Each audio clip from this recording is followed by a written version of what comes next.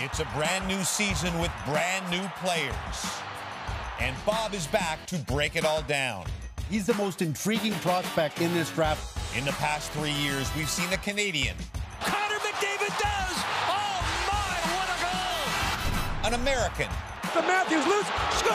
Austin Matthews! And a Swiss player go first overall at the draft. Nico Hischier scores! Could this be the year we see a Swede go #1?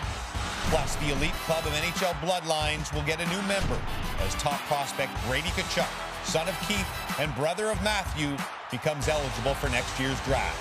Bob's preseason ranking show is next. Hello, Canada, and welcome to what is really the start of our hockey season because it's the first day Bob and I are in studio together. It's Bob McKenzie's preseason draft ranking show. He's talked to the scouts. He will rank them 1 through 20. Of course, special emphasis on the top. So if you're a fan of an NHL team you think is going to suck this year, this is the show for you. You saw Austin Matthews, the American, 2 years ago, first overall. Nico Hischier, the Swiss player, first overall this past June. So if a non-Canadian goes first overall again this year, it will only be the second time in history that's happened 3 years in a row. And you know what? It could happen because of Swedish defenseman Rasmus Dahlin, who's #1 on Bob's list. Dahlin som visar upp sin fina skridskoåkning och skapar den här möjligheten.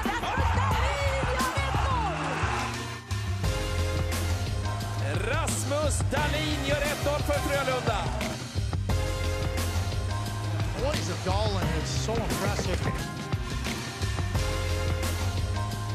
This is one very promising young player. The highlight tape's impressive, and this is going to make us feel older than we already feel. Dahlin and his class, the first 21st century born players, born in 2000, eligible for the draft. How good is this kid?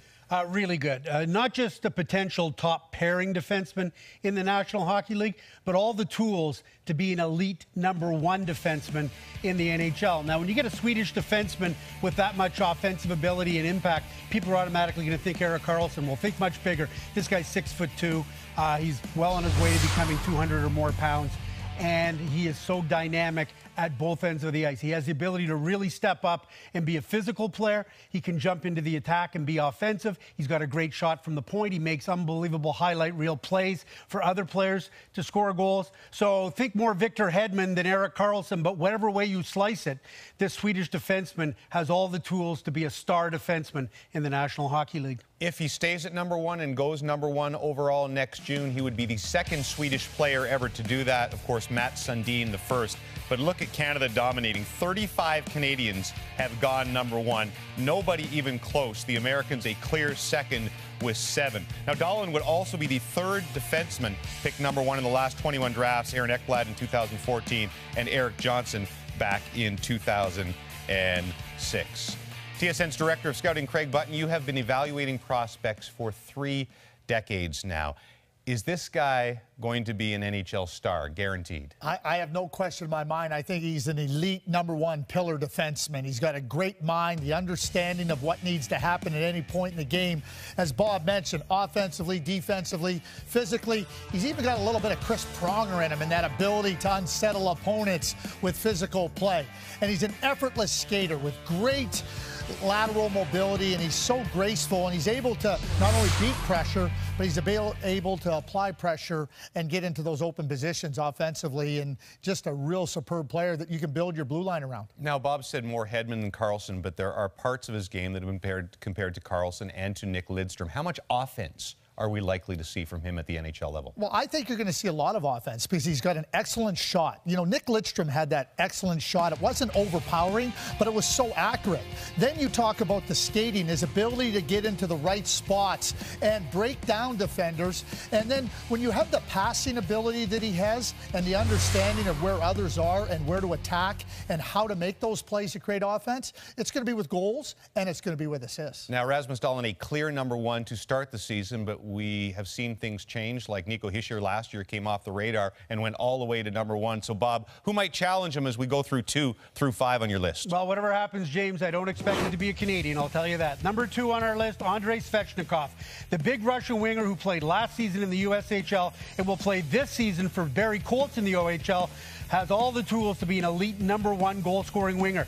He can play it any way you like. High-end speed, strength, skill, shot. He can play the power game off the cycle. He goes to the hard areas to score goals, or he can beat guys one-on-one with blazing outside speed, or he can score from far out with a heavy shot. Dahlin and Svechnikov start this season as the undisputed top 2 prospects in the entire draft class. Number 3, Brady Tkachuk, son of former NHLer Keith, younger brother of current NHLer Matthew. The apple didn't fall very far from the tree for this abrasive, agitating, physical, offense-producing power winger who will play at Boston University this season. By all accounts, he plays an even nastier game than his brother Matthew, who stepped into the Flames lineup last season and made an immediate and significant impact on their team. Number 4, Adam Boqvist. If there's a defenseman in this draft who could push Rasmus Dahlin for top billing, it's his fellow Swede Boqvist. Younger brother of New Jersey's second-round pick Jesper Boqvist, Adam is an electrifying offensive D-man, and don't be too bothered by the fact he's a little undersized at 5'11" and 170 pounds. One scout said Boqvist is better than Erik Karlsson at the same age, and was the only prospect other than Dahlin and Svechnikov to get a top 2 vote in TSN preseason balloting, although 3 of 10 scouts surveyed by TSN didn't have Boqvist in their top 10. Number 5, Joe Veleno. The St. John's Sea Dogs center plays a strong, hard, two-way all-round game, deemed an exceptional player by Hockey Canada for early entry to the Quebec League as a 15-year-old. Veleno captained Team Canada at the Ivan Holinka tournament this summer and hopes to stay healthier in his 3rd QMJHL season than he did last year. Veleno's game is said to be a victory of substance over style, and he carries the flag as Canada's top prospect in the draft. All right, for those of you keeping score at home, here is the top 5 recap for you. Rasmus Dahlin at the 2017 World Juniors, the youngest player ever to represent Sweden at that tournament. Svechnikov, 2016-17 USHL Rookie of the Year and the #1 pick in the 2017 CHL Import Draft. Tkachuk, the oldest player in the upcoming draft, born September 16th, 1999. He missed the 2017 draft cutoff by 1 day.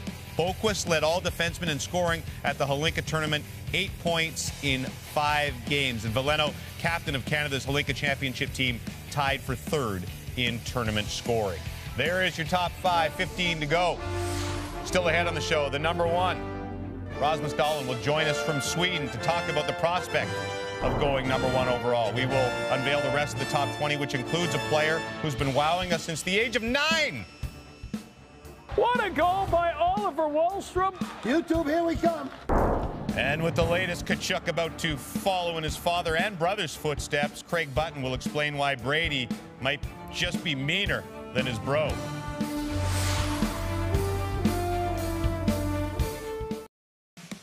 Bob and Craig aren't the only guys projecting big things for Rasmus Dahlin. Here's Jakob Larsson, the Anaheim Ducks prospect, saying he's got some sick moves when he's skating up with the puck. He's going to be really, really good. And here he is. Rasmus Dahlin joins us via FaceTime from Gothenburg, Sweden. Well, you're the consensus #1 pick heading into this season. What would it mean to you to be just the 2nd Swedish player taken 1st overall? Yeah, of course, it's an honor for me. It's so fun. But right now, I'm just trying to take my game to the gold medal, not focusing on the draft, but it's a huge honor for me. Now, the only other Swede taken #1, Matt Sundin, he took a while before he came over to the NHL. What do you think of the prospect of playing in the NHL next season? Do you want to be there next season? Yeah, of course. It's always have been my dream. So to play in NHL, it's the coolest and the biggest thing you can do. So, of course. Your Swedish Hockey League season begins this weekend. Take us through a goal you scored last year for Frölunda that alumnus Erik Karlsson would likely be very proud of. Yeah, I got the puck in the middle zone and just skated in and make a move, and then I scored. So it was so nice and a full crowd, and it was awesome. You need to work on your play-by-play because the goal was much better than the way you just called it right there. It's just a sensational goal. Listen, you made a big impression at the 2017 World Junior Hockey Championship. Was that the first time you'd received so much attention? What was that like for you? Yeah, it was a big difference from when I was younger. It was kind of the first time the media started asking questions, but it was a nice experience, and it was all fun. Now, you mentioned in your first answer, you said the words gold medal, so I don't know if your mind's already on the World Juniors. Sweden's won a remarkable 40 straight games in group play over the last 10 years, but only one gold medal in there. So what's your prediction for this year? Yeah, we will try to take a gold medal, of course, and yeah, we will try to win. We have to win more playoff games, so we'll do our best. Well, listen, best of luck this season, and we look forward to seeing you wherever your ranking may be at the draft next year. Thank you. How long is it before you do this entire show from your cottage via FaceTime? Because that's the way we're trending here. I love his description. I like this description of the goal. I make a move, I score. Of course. There's about 9 moves, I believe, in there. Again, he's number 1 on our list. We've run through the top 5. Bob, take us 6 through 10. Well, number 6 would be an American, and number 6 is Quinn Hughes. The University of Michigan freshman is an undersized defenseman with dynamic skating and high-end offensive skills and puck-moving ability. Now, Quinn's dad, Jim Hughes, was an executive with the Toronto Maple Leafs for a time, and Quinn's younger brother, Jack, is an elite talent, currently playing center for the U.S. Under-17 program, and he most certainly will be in the conversation amongst the very best prospects for the 2019 NHL draft. Quite a family. Number 7, Filip Zadina. The Czech winger who plays for the Halifax Mooseheads is a smooth-skating, skilled offensive player who can make plays and score goals. He projects to be a top 6 NHL winger, and he's yet another junior star coming out of the Halifax Moosehead program. Number 8, Ty Smith. The Spokane Chief defenseman is an exceptionally smart two-way defender. Now, the scouts say that he's not an elite in any one area. Technically not an offensive defenseman or a punishing defender, but his skating, his puck-moving, ability to play on the point, on the power play, defend well on his own end, make him one of the more well-rounded blue line prospects in the entire draft. Number 9, Ryan Merkley. The Guelph Storm sub-6-foot defenseman is as gifted offensively as any player in this draft. The first pick in the 2016 OHL minor midget draft has dynamic speed and skill and an almost temperamental desire to make things happen wherever he is on the ice. He's a high-risk, high-reward player.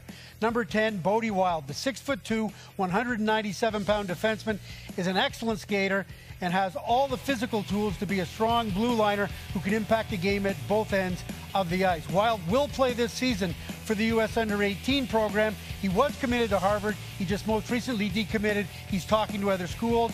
Worth noting, Wild's mother was a downhill skier on the Canadian national team, and though Wild has dual citizenship, he's an American for now for international hockey purposes. Not just sons of ex-NHLers, good genetic sports around the prospects that we see so often. Let's recap your 6 through 10. Quinn Hughes, top scoring defenseman on last year's USA U18 team, 53 points in 65 games. Zadina, 11th overall pick in the 2017 import draft. Smith, the number 1 pick in the 2015 WHL Bantam draft. 5 assists in 4 preseason games this season. So he's off to a decent start before it gets real. Merkley, the 2016-17 OHL Rookie of the Year. 4 straight defensemen now in the top 9, under 6 feet tall.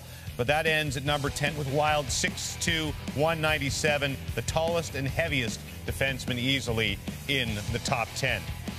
All right, let's go Bob's 11 through 15. Jared McKenzie out of Halifax, the Canadian left defense, is in at number 11, second overall pick in the 2016 Q draft, tied for second most points by a rookie defenseman last year. Rasmus Kupari out of Karpat, the center, is at number 12. 7 points in 4 games, led Finland, and tied in for third overall in the Holinka tournament scoring. Oliver Wahlstrom, more on him just a second, from the USA U18 program, played most of last year with the U17 team, but 10 goals in 20 games for that U18 squad. Jack McBain, familiar name, former NHLer Andrew McBain's son, 3 points in Canada's 4-1 Holinka gold medal victory over the Czechs. And Barrett Hayton out of the Sioux, 27 points as a Greyhound rookie. Oliver Wahlstrom, if you're sitting at home and you're going, Oliver Wahlstrom, I've heard that somewhere a few years ago, YouTube sensation. If you don't remember the name, you'll certainly remember this video when he was a 9-year-old at a Boston Bruin game. During the intermission, you know, the little guys get out there and do the shootout. Well, this became a viral YouTube sensation, more than 6 million views. That was when he was a 9-year-old. At 13, he committed to the University of Maine. At 15, he decommitted to Maine and ended up committing to Harvard. But guess what? He's not just a YouTube sensation. This is one of those instances where this guy's a legit first-round pick, 6'1", almost 200 pounds, and a tremendous playmaking center who's playing this season for the U.S. Under-18 team and still designated to go to Harvard after this season. So it's one of those things. Sometimes you see these videos as kids and you never hear from them again. Right. This guy's a legit first-rounder in the NHL. Also proof you probably shouldn't commit anywhere at 13 because things can change. Yeah, he was the youngest player really ever fast. to commit to a college team at 13. I think that record just got beat by a couple of kids in Minnesota. And thus the youngest to decommit to a team and go somewhere else. Let's look at 16 through 20 on Bob's list as well. Ryan McLeod is at number 16 as we get a string of Canadians, the center from Mississauga. New Jersey draft pick Michael McLeod's brother, born September 21st, 99. So he missed the 2017 draft by just 6 days. Benoit Olivier Groux, another familiar name, the number 1 pick in the 2016 Q draft, the son of Benoit Groux, who coached Canada to the 2015 World Junior Gold Medal. Jet Wu, maybe my favorite hockey name since Darren Pupa. Jet Wu, the alternate captain of Team Canada at the 2017 Holinka tournament. More on Jet in a second. Joel Farabee from the U.S. U18 program, 152 pounds. This year's lightest elite prospect, 50 pounds lighter the number 18 prospect, Jet Wu. And Isaac Lundestrom, 45 games, the most played by any U18 player in the Swedish Hockey League last season. We must talk more about Jet Wu. What kind of prospect? And his father's an interesting cat as well. Well, it's a great handle, and you're right. If you're going to tell the story of Jet Wu, you kind of got to talk about his dad, Larry. Now, Larry's a Winnipeg firefighter who himself played in the Western Hockey League. And Larry was a big fan of Jet Li, the Chinese actor and martial arts star. And so he decided when he had a son, he would name him Jet. With a double T because there's a double R in Larry, and hey, that works for him. Now, Larry's also interesting because, like you, James, he's an accomplished actor. He was in Goon 1 and Goon 2. He played the role of Park Kim, a player in Goon 1, and then in the sequel, he became Park Kim. He's now retired as a player. He's now the trainer. So I'm sure you guys... Well, we did no scenes together. He was more of a supporting role. I was more of a major starring role. But Exactly. I thought in any case, his kid's going to be in a starring role. Right. Plays for the Moose Jaw Warriors. Tremendous skater, unbelievable physical presence, loves to step up and hit people. And at, 6 feet, 200-plus pounds, he has the tools to do that. So solidly in the mix as a first-round pick. And boy, oh boy, what a great name, great hockey name, Jet Wu. And, I mean, come on, do the Winnipeg Jets have to get this guy? Yeah. Hometown kid, Jet Wu, Winnipeg Jets. I wonder if that would be a tiebreaker. If you were down to 2 guys and they were pretty even, you got to take the guy. We're going to have to talk to Kevin Cheveldayoff. Who's named Jet, even though there's 2 T's in there. Where you're talking about Dad Larry, who is a character. Speaking of characters, another Tkachuk is on the way.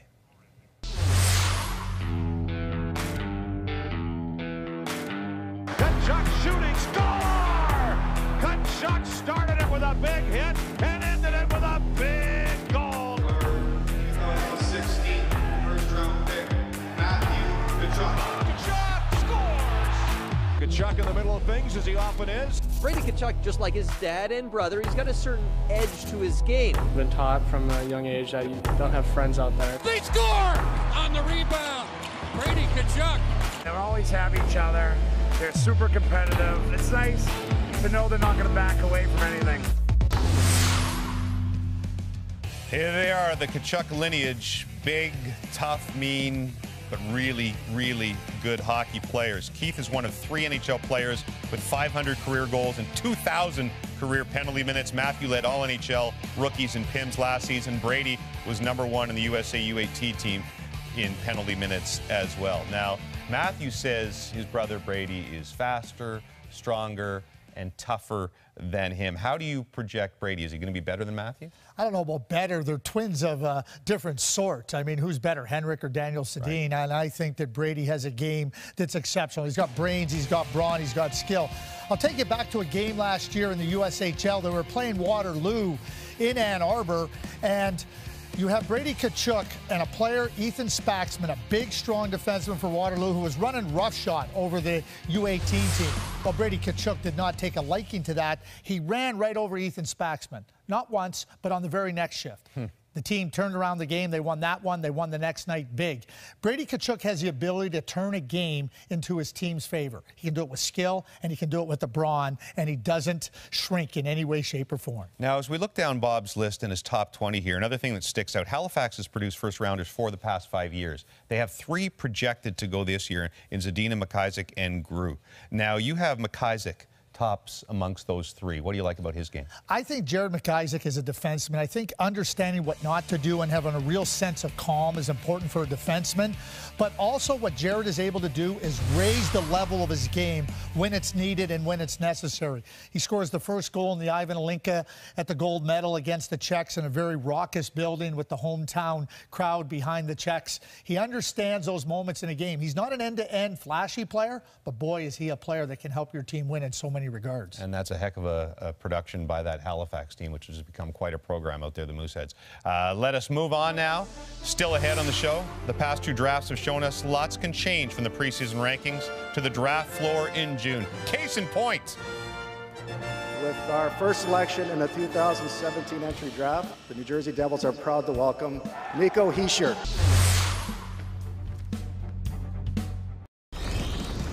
There are some years where the preseason draft ranking doesn't change that much by the time we get to the actual draft. Look at Austin Matthews, who was ranked number 1, ended up being picked number 1. The only odd one from 2 years ago, Jacob Chychrun, who was ranked number 2 to start the season, ended up going 16th. But everybody else, Puljujarvi, Laine, Tkachuk, within 1 or 2 spots of where they were at the beginning of the season. Then you have years like last year, where Nolan Patrick started the season as number 1, ended up number 2 because Nico Hischier skyrocketed throughout the season. But look at the 4 behind him in Liljegren, Costin, Comtois, Tolvanen.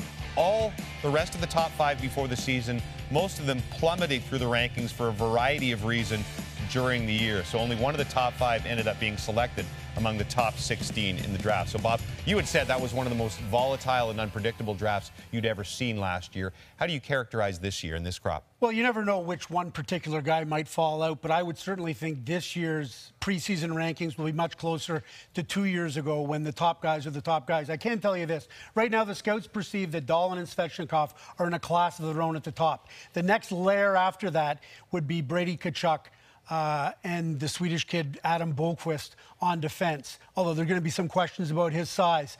But that seems to be the top 4 in this draft, and then it's scattershot after that. So Veleno, the top Canadian prospect, not likely to crack into those top 5 unless he has a huge season. Long way to go, but to start, there's a group of 4 at the top. Okay, long way to go for us. Before the season starts, we have the top 50 players in the NHL. Always controversy there. September 26th, October 3rd, fantasy draft special, and then the NHL season preview. Also, 2018 will be the 50th modern draft. Remember, the first 6 were pretty small ones. So a half century of full drafts. Dallas, June next year. We'll see if the rankings hold up.